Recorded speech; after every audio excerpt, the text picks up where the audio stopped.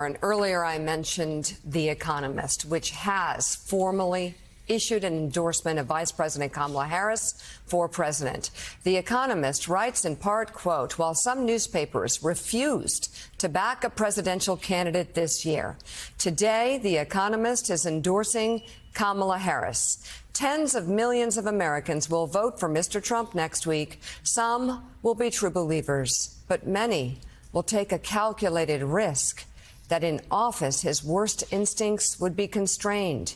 We see that as recklessly complacent. By making Mr. Trump leader of the free world, Americans would be gambling with the economy, the rule of law, and international peace. Ms. Harris's shortcomings, by contrast, are ordinary, and none of them are disqualifying. If The Economist had a vote, we would cast it for her. Let's bring in editor-in-chief of The Economist, Zanny Minton-Beddoes. Zanny, it's great to have you back on the show. The Economist has been endorsing candidates since 1980. Was there any discussion about not endorsing at this moment in time? And why did The Economist make the pretty blistering editorial, collective editorial that it did against Donald Trump? So great to join you again. No, there was never a question that we would not do an endorsement. We have done, as you said, we've done an endorsement every presidential election since 1980. We write endorsements for many other countries' elections, too. And in the U.S., we've endorsed Republicans in the past and Democrats. We are non-partisan. We are really beholden only to our traditional English liberal values that we were founded like 180 years ago to champion: free markets, individual freedom, and so forth. And every week, as you know, we write editorials offering advice to political leaders around the world on policies. And it would be weird, therefore, for us to decide not to endorse a candidate. And so I had no doubt that we were going to endorse. And every time we have a similar approach, which is quite different to U.S. publications.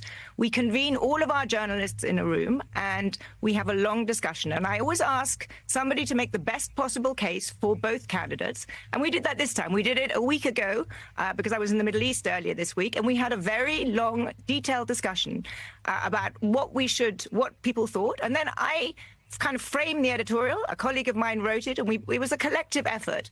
And it's one that brings all of our journalists together. Ultimately, it's obviously my responsibility, but this has nothing to do with anybody outside our journalism. We're truly independent, and we believe that there's no contradiction between having a view and an opinion and being independent. Zanny, I read the editorial, and it seems to be more a case against Donald Trump than it is a case for Kamala Harris. So make the case against Donald Trump, in particular the comparison you make with 2016 and how the world is different now and how the American guardrails against him are different now. Yeah, Katie, you're absolutely right. This is really a leader about Donald Trump and the unacceptable risk that we think he poses to America and the world.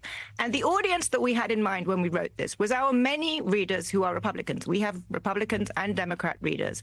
And we didn't want this to be kind of a grand statement for the history books. We wanted to try and lay out to those readers that we have who are likely to vote for Donald Trump why we think that he poses a risk. And there are really three sets of reasons. And these are people who I think will have seen in the first Trump term that actually there was a lot of bombast and drama, but the economy did pretty well, and he wasn't as catastrophic as people feared. So I think these are people who probably don't much like him as a person, don't see him as a role model for their kids, but do think that the risks around him may be wildly overblown. And we think they're wrong. And in three broad areas. One, what Donald Trump is promising to do with the economy is way more radical than 2016 and way more dangerous. His tariff policy, his promise to deport millions of undocumented migrants, his reckless tax policy, all of these things we think from just a straight economic perspective are much more dangerous than people realize. Secondly, as Richard Haass just laid out to you, the world is much more dangerous. In 2016, the world was a pretty complicated place, but it was nothing like what we have now, with two wars raging, with a sort of growing axis of evil, or whatever you want to call it, between Iran, North Korea, countries like that, Russia. This is a time when America needs its alliances. And actually, one of the great strengths of the Biden administration has been to rebuild alliances and relationships with countries around the world. And Donald Trump, if one thing we know about him is that he's unpredictable, the other is that he has a total contempt for alliances. So that's the second reason. And then the third reason is that we think he would be much more unconstrained. And there is a real risk that he threatens America's institutions. In 2016, there were a lot of grown-ups around him. This is a well-known argument, but there were grown-ups in the room. This time, we think it is much more likely that it will be kind of toadies, chancers. He will not have the serious grown-ups. And when you have the former chairman of the Joint Chiefs of Staff who worked with him, his own chief of staff, calling him a fascist, when you have half his cabinet unwilling to support him, these are the kind of references that if you were hiring someone for a job, you would really think twice about hiring someone where you had those references of people who had worked closely with that person before. So add all of that together, and we think it's just an unacceptable risk. Look, I hope if he is elected president that we will be wrong and that those risks don't come to pass. But I think the tail risk of a Trump presidency, hard to quantify, but it's just too big. And so I think Kamala Harris, she may not be great. I'd be delighted if she was, but she may well be a mediocre president. But she does not pose that catastrophic risk. Zanny, good morning. Let's talk about the economy for a moment. I'm looking at your recent striking cover that says the American economy is the envy of the world, with a picture of $100 bills rolled up and blasting off. You say America's economy is bigger and better than ever. We're going to get an unemployment number just a short time from now this morning that many expect from last month to be good for the American economy. We got a GDP number this week that was good for the American economy.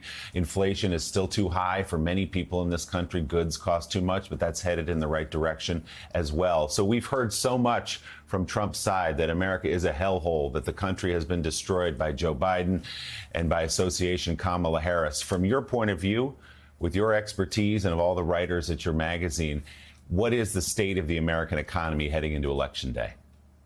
Look, the American economy is in an extraordinarily strong place. That's why we put on our cover the envy of the world. It is in an extraordinarily good and strong place.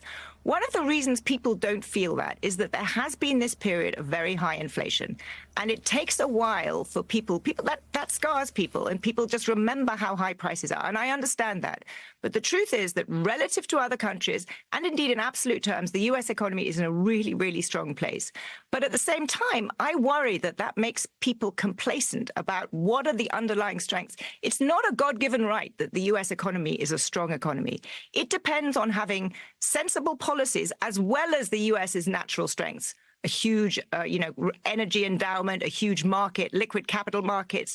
People want to come invest in America because America has the talent, America has a relatively light regulatory touch, and America is a stable place. And all of those things could be threatened. So I think it's just a mistake to think that you can take for granted American economic strength. You can't. It can be messed up. It certainly can. And that's just to follow up. You look at all the economists, Zanny, that are talking about just how bad Donald Trump's policies would be for working class and middle class Americans, how bad it would be for our businesses. I could go down a long list. You've seen it. You've seen the overwhelming majority of economists saying how he could wreck our economy. On the other side, I do want to ask you about a bit about, you said Kamala Harris may not be great. I don't know if what your personal feeling is or what the editorial board's personal feeling is, but Kamala Harris has been part of an administration, and I'm just not leading you here, and I'm not making a campaign commercial. I am, though, following up on the Kamala Harris may not be that great. She's part of an administration that has overseen an economy coming out of COVID, which was made far worse by Donald Trump. That is the envy of the world, as you said yesterday. The Wall Street Journal said the next president will inherit a remarkable economy, a remarkably strong economy. You look at us militarily, relative to the rest of the world, stronger than ever. You look at Kamala Harris's economic policy. She's talking about tax cuts for small business owners, for entrepreneurs, for first-time home buyers, and you can go on and on. She's, in her closing speeches, instead of talking about executing political opponents, she's talking about consensus, compromise, moving to the center, bringing people that may disagree with her to the center, to the table, to talk and to forge consensus. Do you Do you expect more than that? I guess I should say. No, look, you make a good point, and I don't disagree with a lot of what you say. But Kamala Harris's economic policies are certainly better than Donald Trump's, no doubt. Are they, from my perspective, an ideal set of policies? No. Let me just give you a couple of examples. The U.S. right now has a budget deficit that is around 6% of GDP, one of the highest in peacetime. We should not be in a position where it gets any bigger. And although her fiscal policy is less reckless than Donald Trump's, it's not clear to me that she has laid out a kind of particularly prudent fiscal policy. Secondly, and this is something that we've had issues with the Biden administration for the last 4 years, the U.S. has shifted, even under President Biden, to a much more interventionist industrial policy. It has not rolled back some of the tariffs on China and other countries. And we happen to believe that actually free markets and competitive forces are really part of the strength of the U.S. And so are there things that I would want to tweak with the Harris, policy platform? Yes, but in relative terms, you're absolutely right that the threat posed by Donald Trump, I think, is much higher. And one thing that's worth, I think, mentioning is that, because people say this to me the whole time, they say, well, yeah, you're always going on about how dangerous Donald Trump is, but look at the first term. It is possible that he doesn't do all of the things that he says, but supporting a candidate on the basis that they're not going to do what they say they're going to do seems to me to be a somewhat illogical position to take. Well, especially when you consider that people say, oh, well, he didn't arrest Hillary Clinton. He tried to with 2 attorneys general. They both said no. He tried to arrest Joe Biden 2 weeks before the election. His attorney general Barr said, no, I will not do it. And you are right. I disagree on tariffs. I disagree on deficits. But every economist that I've read, Wall Street Journal wrote this too, says that Donald Trump does far more damage than Kamala Harris. So. All right. Thank you so much. Greatly appreciated, Editor-in-Chief of The Economist, Zanny Minton-Beddoes. Always great to have you on the show. We really do appreciate it. Thank you.